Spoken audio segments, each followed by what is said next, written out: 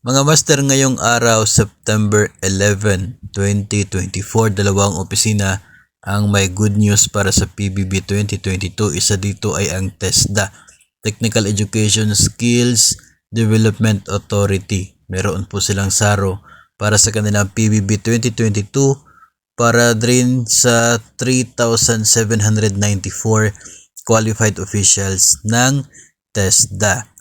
Isa rin pong opisina na mayroong magandang balita ngayong araw, ang Intramuros Administration.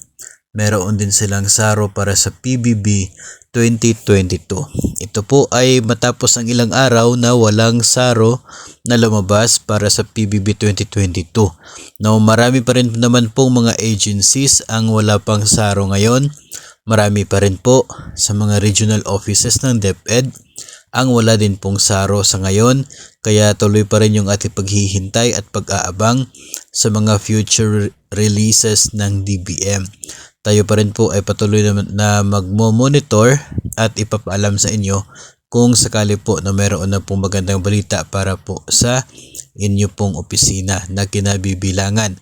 So, congrats para po sa dalawang opisinang ito ng TESDA at Intramuros Administration para sa inyo pong SARO for PBB 2022.